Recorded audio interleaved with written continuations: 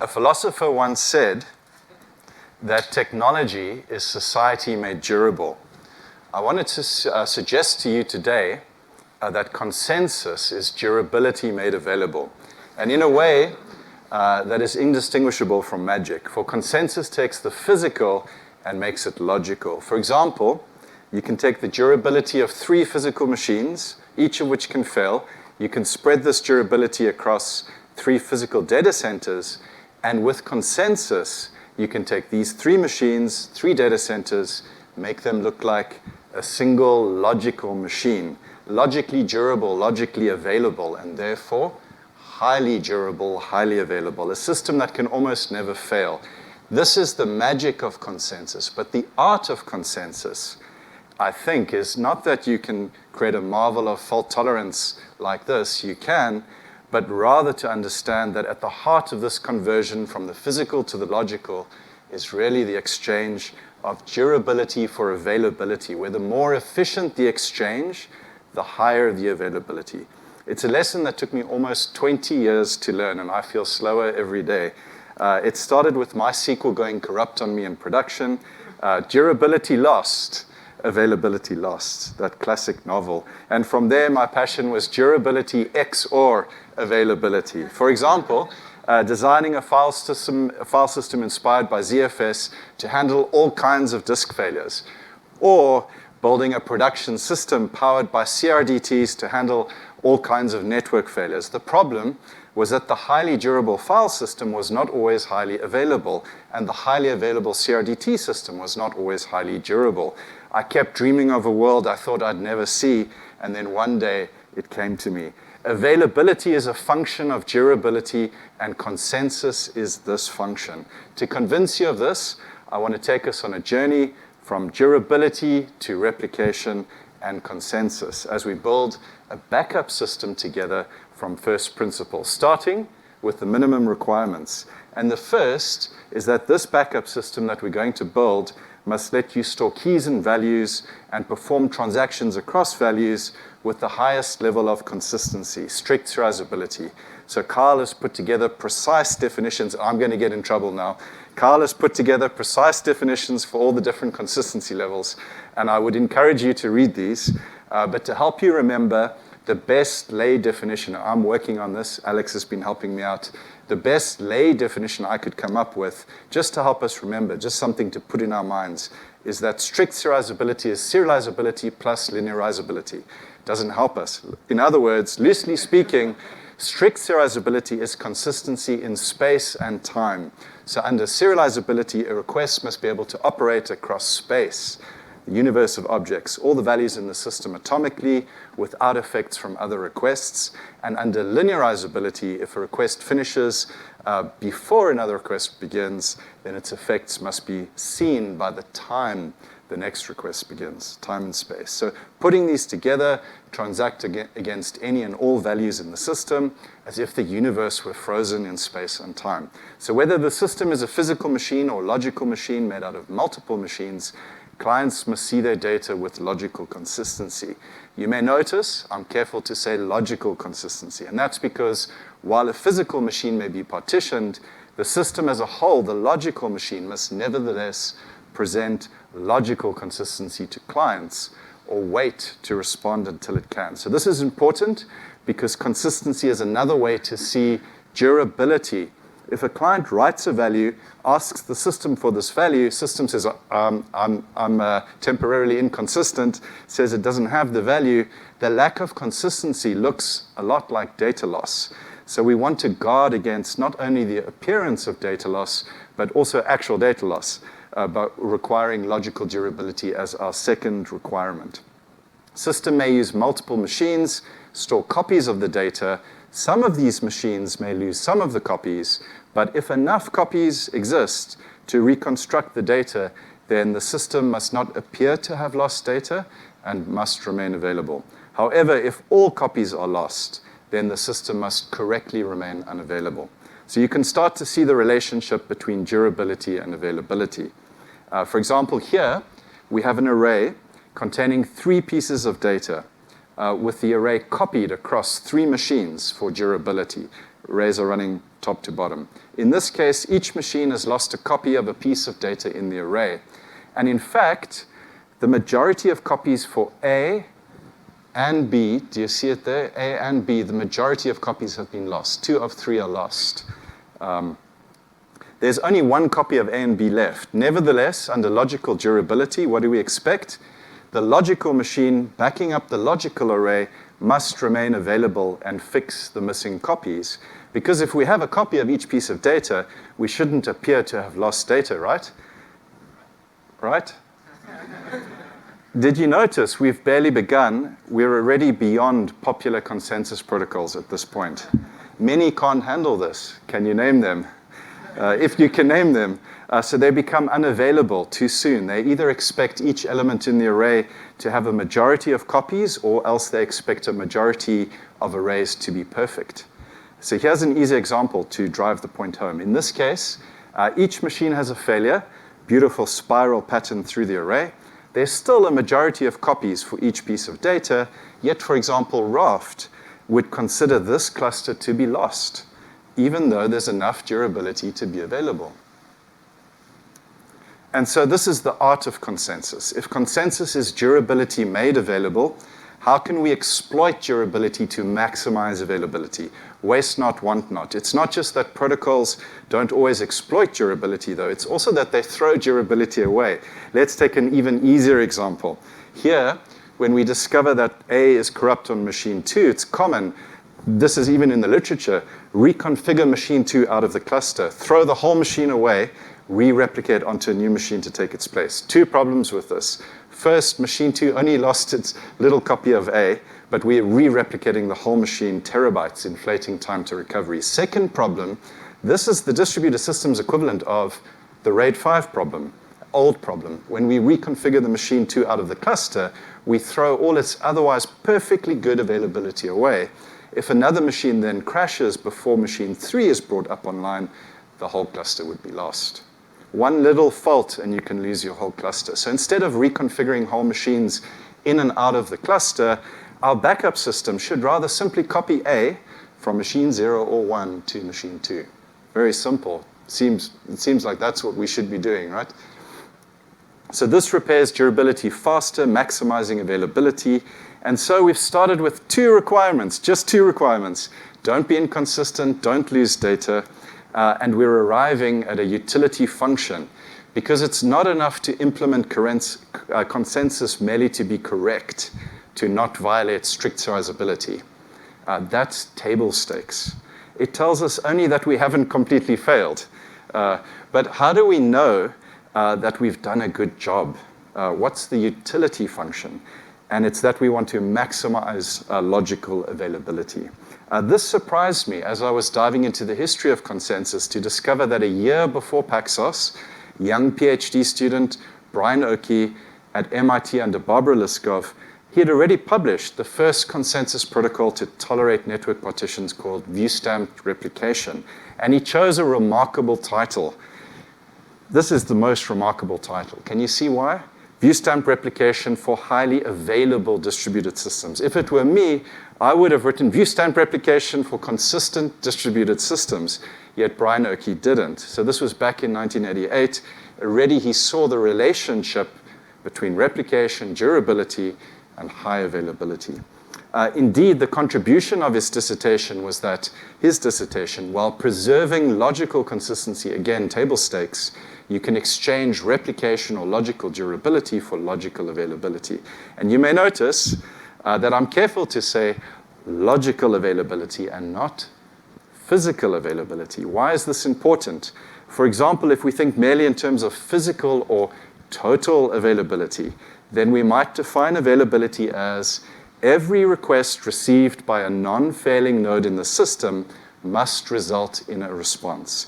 And in fact, this is the definition of availability in the CAP theorem as defined by Gilbert and Lynch. So this means that if a client sends a request to a physical machine, any machine it chooses, if it sends a request to a physical machine in the logical cluster and that machine is not failing, then that physical machine, unfortunately, is forced to reply. It's like, you're it. And okay, now I have to reply. But what if the client wants to send a request to a logical machine, in other words, in parallel to more than one physical machine, with most able to reply, preserving logical availability of the system as a whole? This is not the model of CAP. It's far more restricted. So this is the Achilles heel in CAP. The theorem is proved, yes, it is proved, only in terms of a restricted model of physical, not logical availability. So the author of Designing Data-Intensive Applications, Martin Kleppmann, he's written a fantastic post all about this, the restricted model of CAP. But the point I want to make is that when we design systems, we should be careful not to conflate the physical with the logical. How often do we get into CAP arguments because we haven't defined what the A means? We need to be careful not to conflate the two. The physical and the logical are different. Rather, and positively speaking, let's try to tease them apart, to decouple the physical from the logical, solve the problem in terms of the logical, because the distinction can be valuable. So having looked at CAP, let's recap. Consensus is durability made available. The art of consensus is to optimize this exchange. We have two minimum requirements plus a utility function. We guarantee logical consistency. Physical machines may lag. Logical machine, the system as a whole, remains consistent. Second, we preserve logical durability. Some copies of the data may be lost on physical machines. Logical copy of the data remains. And then we use this durability to maximize logical availability. However, we also saw that logical durability like this is beyond most consensus protocols. And that's because the examples we looked at assume that disks fail, whereas protocols often assume stable storage, that disks never fail. So they say clocks fail, disks never fail. And they say that there's no need for logical durability because they see physical durability as perfect. They conflate the two. So the formal proofs assume the process, clock, and network fault models. Processes crash, restart, clocks drift or skew.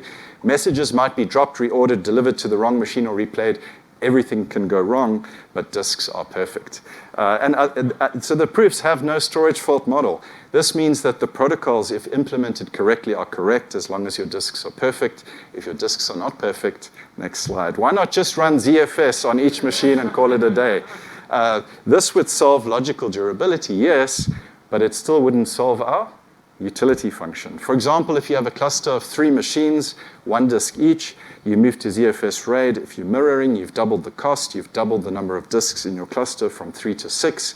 Even with erasure coding parity, which you can also do with ZFS, you decrease this cost. It's still not the most efficient exchange of durability for availability. We can do better. And that's because none of the examples from earlier, again, here's the simplest. None of these require us to add disks. The logical composition of the physical disks already provides for logic. This is like global RAID. We don't need local RAID. The problem is that not all consensus functions exchange durability efficiently. So I suppose the last objection for sure is, I get that processes crash, clocks skew, and networks reorder. How often do disks fail?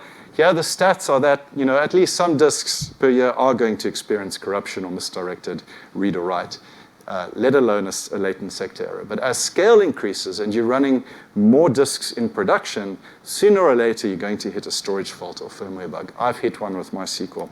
But even if your disks and firmware are perfect, your file system might not be. For example, last year, XFS users on the 6.3 kernel ran into a bug where XFS would sometimes write to the wrong place on disk. The disks were perfect, but the file system was not. So if we want end-to-end integrity for our backup system, I think it's a good principle to follow. Then we need to design for storage faults like this, to detect, repair them. The system should provide fault tolerance across all our fault models, especially for storage. So let's look at now how to preserve durability in the first place. Let's start with a single physical machine, simple function on it. It's like a request handler. Client can send a request over the network to this machine, goes through this function, applies the request to its state, returns a reply. In, execute, reply. So we have a machine with state, a function to read or write this state, in other words, a state machine. It's simple, but look closely at that function signature. It's intentional. Already we notice a few things. First, when you're inside this function, nothing can fail. The function returns void. There's no error handling. In Zig, you actually can see this because Zig would force you to handle errors if there were, and that would be checked by the compiler. So here we know for sure there's no error handling here because there's no I/O. Everything is synchronous to keep the business logic simple. Second, because the function can't fail, if you send the same requests in the same order, then this function will reach the same state, which will become important later. Third, for each request, we have up to a megabyte, so we can batch a few thousand logical requests inside each physical request. Each physical is 1 meg. We can put a few thousand logicals inside there. Then we can amortize the cost of things. So it's hard to go faster also because, and we can use this as our speed of light performance baseline when we benchmark. Just one problem. Can you see what it is? None of this is durable. So if we lose power, we lose our state, it's all in memory. So we need to add another step to our 3-step process. Here we take advantage of the fact that our function is a state machine. So remember, given the same requests, same order, we reach the same state. So instead of growing state every time we execute a request, we could try to save the state every time, and that's getting more and more. Instead of that, we save only the request because that's a constant 1 meg size. So before we execute the request, we append it to a file on disk called a write-ahead log. Now we have a physical array on disk, see where we're going, preserves not only the requests we receive, but also their order. So at startup, we can read and replay this array, run it through our state machine, get to the same state.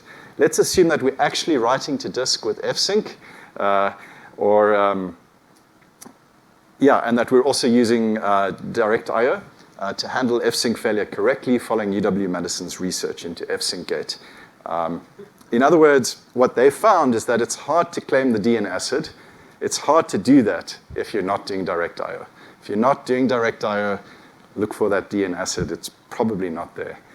This was this paper. If we get this right, there's still a few dragons. For example, at startup, how do we know how many requests there are in our write-ahead log? Do we stat the file to get the file size out of the inode? Can we even trust the inode? What if the disk corrupts the inode so that it returns the wrong log size? There's research into this.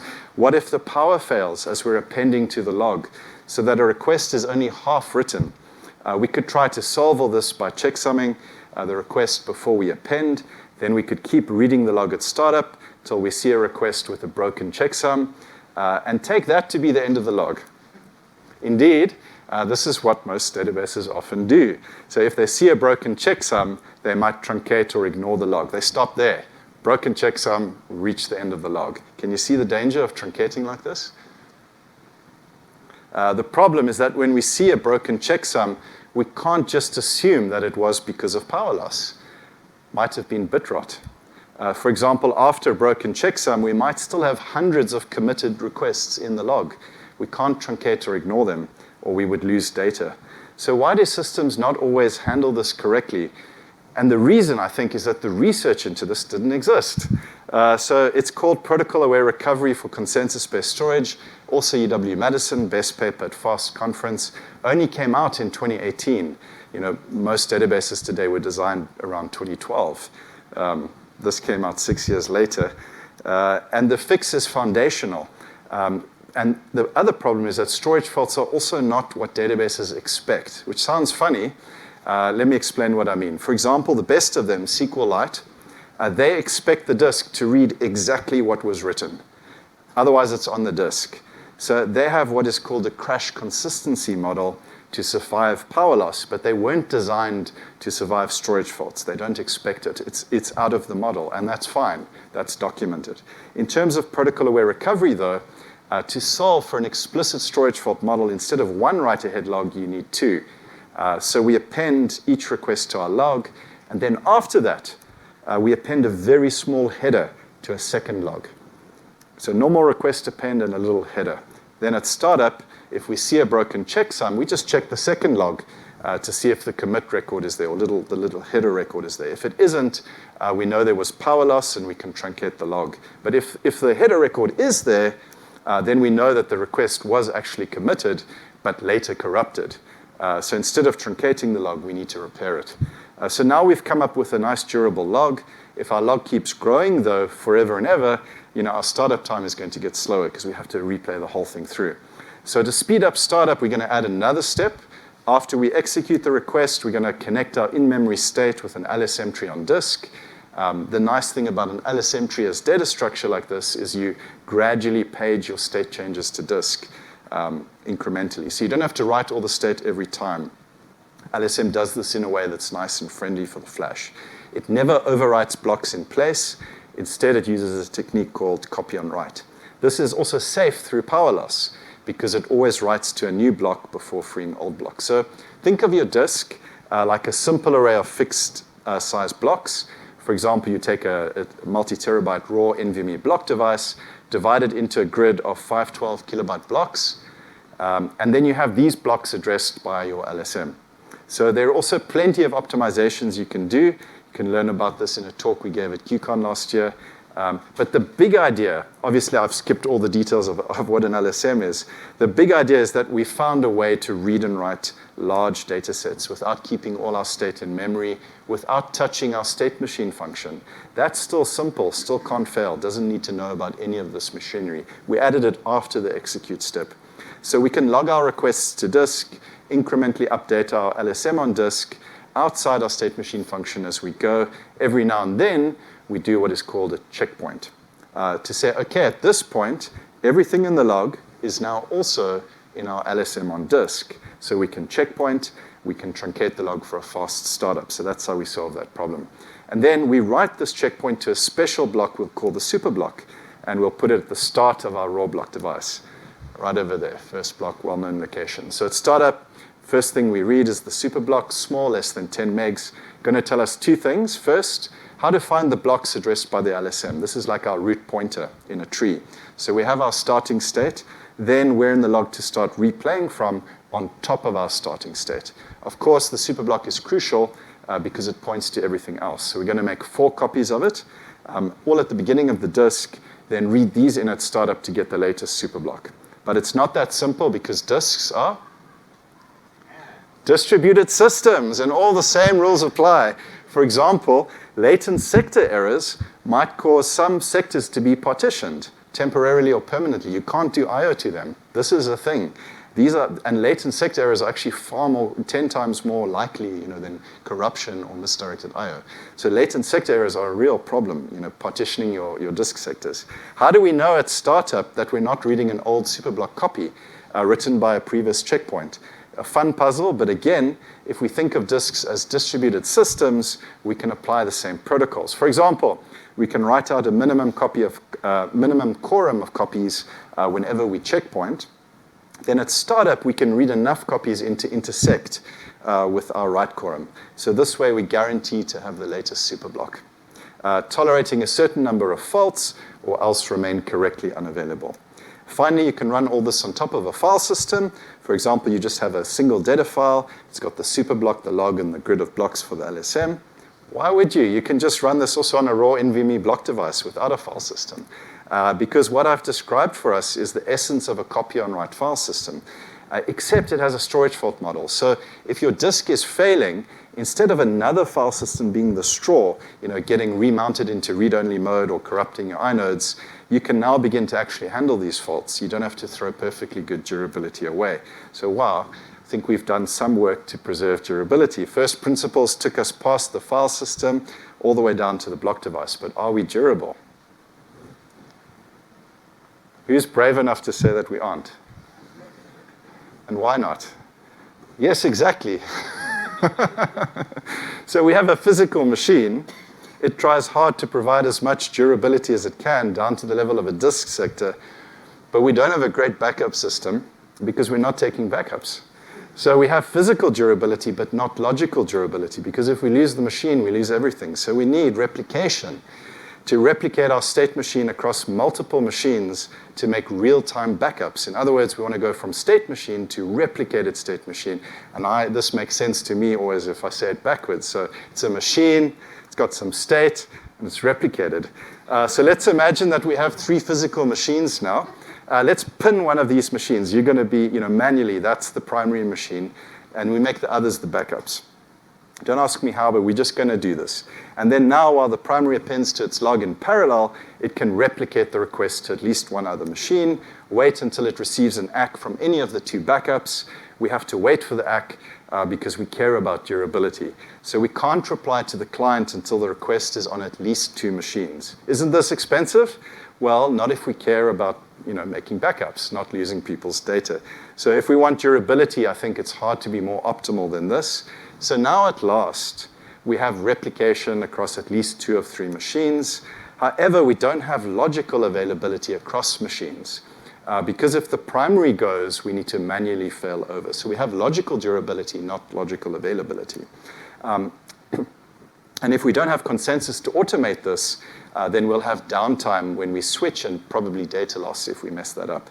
But did you notice something?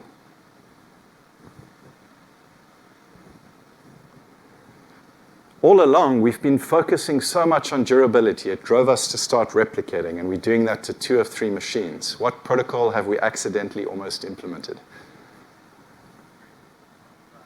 One word. Consensus. In fact, because we're already doing replication to a quorum of machines, we're doing almost everything we need for consensus. So it's like learning to ride a bike with training wheels. It doesn't become more expensive when you take them off.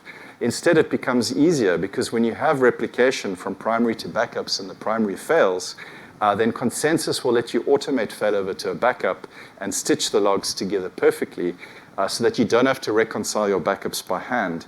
In other words, we're always doing consensus. It's just a matter of whether it's automated and tested or manual at 2 a.m. in the morning.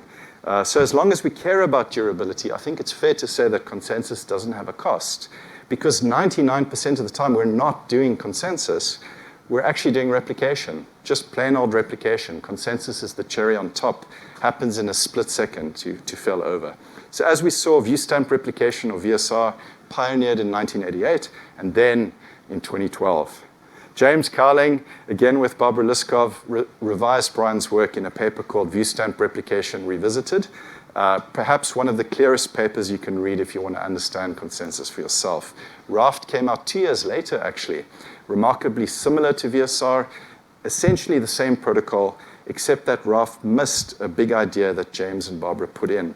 For example, when the primary fails, VSR already knows almost certainly who the next primary will be. It's a simple modular of a number you increment each time you need a new primary, so it's so elegant. Also, a few other ideas. VSR can run on disk, as our backup system obviously would use it, or else you can even run it in memory, and there's an extra recovery protocol if machines crash. A lot you can do. So we were lucky, along with Louise Crowe, also here today. We got to interview both Brian Oakey and James Cowling. You can listen to these on Tiger Beetle's YouTube. Barbara Liskov was in the audience when these were recorded. And of course, James is also here today. So it's such an honor to talk about these things, and here's one of the people who was involved. So to James, Brian, and Barbara, thank you for the coolest 80s distro, because now we have durability, replication, and consensus. And we're ready to solve the examples we saw in the beginning. So let's start with the simplest. In this case, let's start with the hardest, actually. So in this case, each machine has lost a copy of the data. Remember, we lost a majority of copies for A and B. There's only one copy left, 1 of 3. But if you look carefully, we have a majority of copies for C, the last request in the log. In other words, if you think of the logical log like Git, then C is the head commit for our repo. Git log, what's the last commit? That's your head commit. And from here, then, the solution is simple. Just like Git, let's add a hash chain over the log from C working backwards to B and then A. So even though we don't have a majority for B and A, we know that C points back to them. So we know that A and B must also have had a majority at one point, and therefore we can repair them. So once we solve this hardest problem, the others are much the same. So we're not going to do that. There's actually another example I want to show you.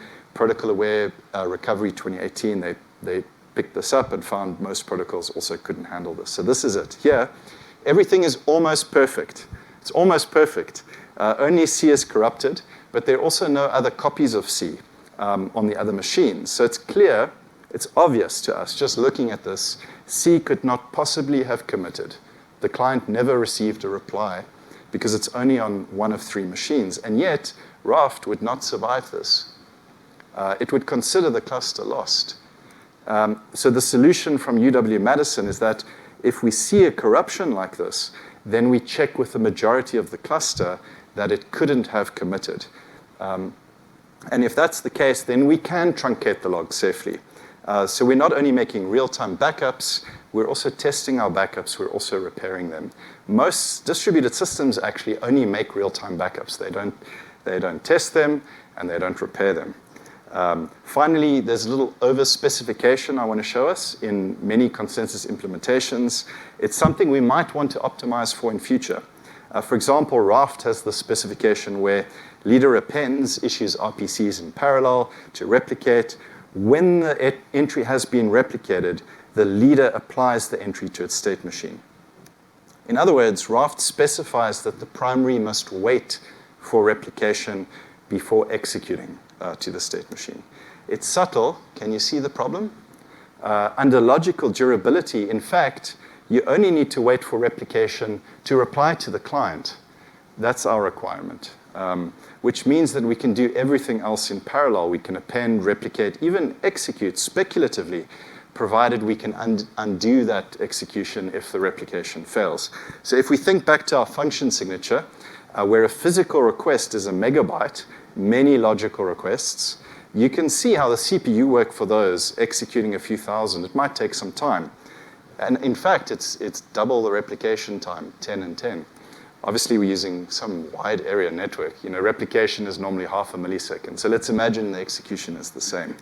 But with speculative state machine execution, as a future optimization, we can actually do the CPU execution in parallel to the replication, and then we can hide the time it takes to replicate.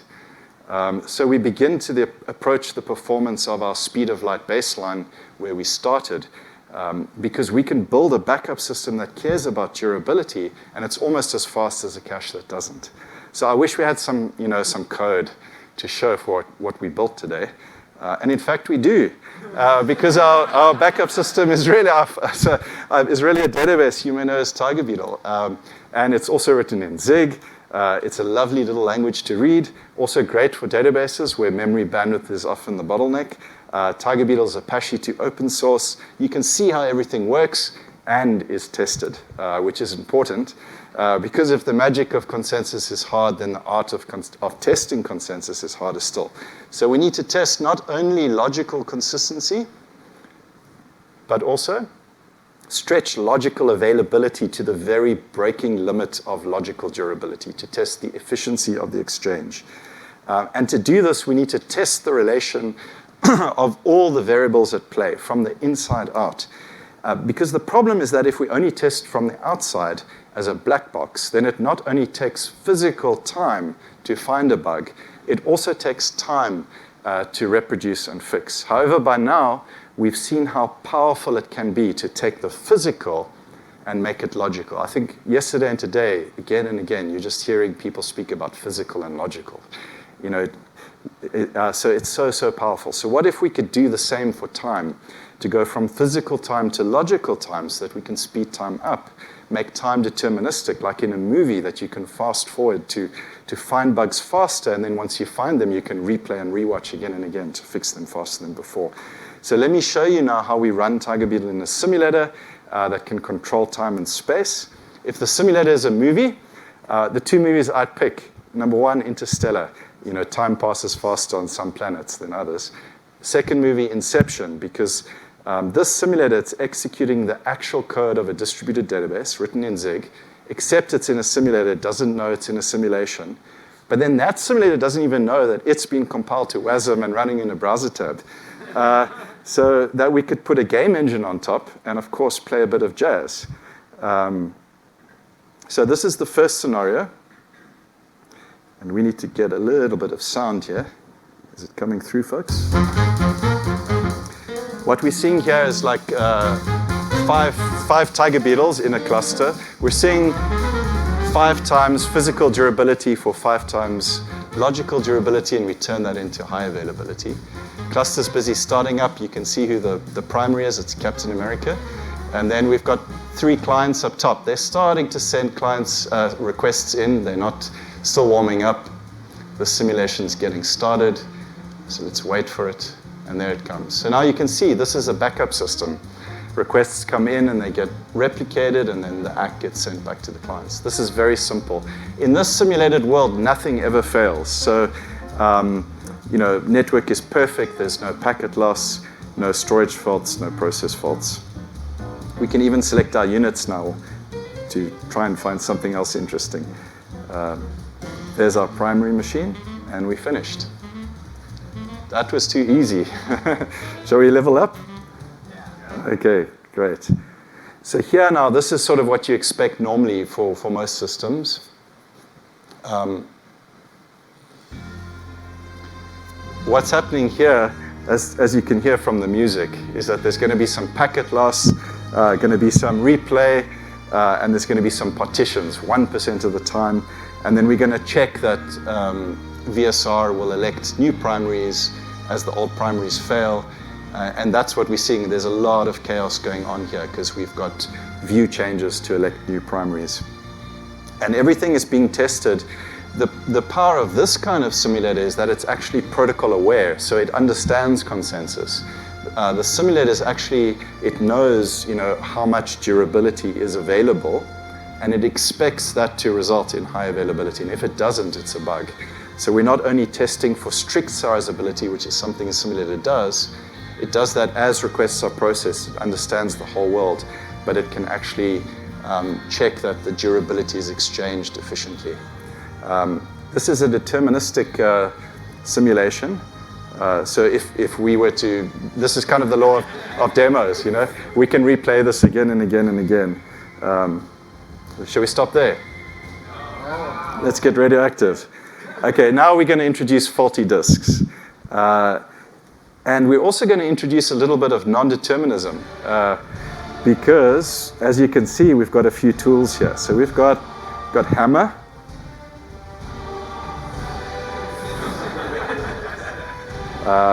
We've got a partition.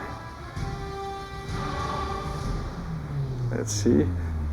And we've got cosmic rays. And we've also got little something, if you know, this is called duck mode. So this is to ask the question, what would happen if you took an analytics database and dropped it on an OLTP database? And, well, what would happen, of course, is the OLTP database would just be highly available. That's the thing that makes it OLTP. So shout out to our friends at DuckDB. But this is the simulator injecting 8% corruption on the read path. Just every I/O, there's an 8% chance across the whole cluster that it's getting corrupt. And on the write path, 9%. So every I/O is just massively, we're not, we're doing a little bit of network fault tolerance, but the I/O is seriously corrupted. I think that disk is toast. Let's throw that one away now, it's survived. So if you like, there's a game within a game here. Just shout out to, so I think this is Inception. But shout out to the whole team who've, this is only possible. This is the whole team effort. If you can beat the high score, please let us know. And again, just to say, I think as we come into land now, just want to say it's incredible, to think that a second systems distributed conference is now over. It's been so sweet.